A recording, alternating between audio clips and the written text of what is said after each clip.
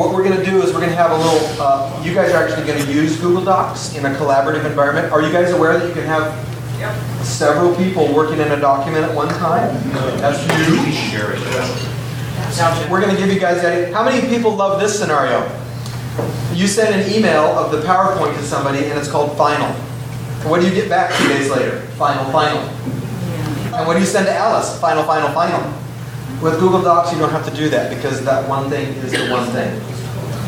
So that's another option. And then finally, how many people have actually used Google Forms yet? Okay, that's good. I'm going to teach you guys something crazy good. Google Forms, you guys remember the old days with FileMaker or Microsoft Access? Okay, Google Forms is basically an online survey maker, but better. Super easy, but very sophisticated if you want to be. You can have kids in your classes, and I use the kids loosely in terms of people that you guide.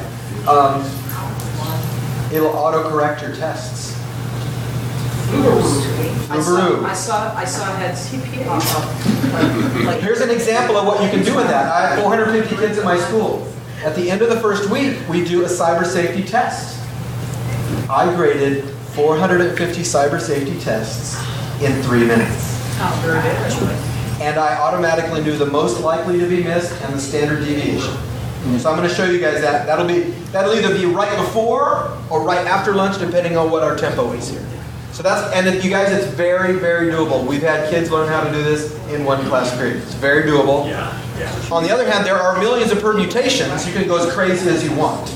But my goal is to get it where you can make something and at least think about grading something. I don't know if we'll get all the way through Flubru today.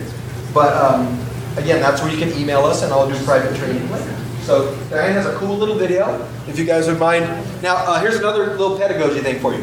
When we're going to show something important in our classes, what are the words we use, Kevin? Shut up. De-screen. We ask kids to de-screen. Or 30 degrees. So And I don't do 30 degrees in my class because the fingers sneak back in. And then they say I'm rendering something, and I say, I don't care. So, and you guys aren't the students in that manner. So I was just sharing a point. If you want to de-screen, that's awesome. We're going to show a quick little overview of the power of Google Apps. specifically Google Docs, because apps kind of refers to everything. Home is where we keep the things we need. Whether it's a lawnmower or a coffee pot, it has a home in our lives.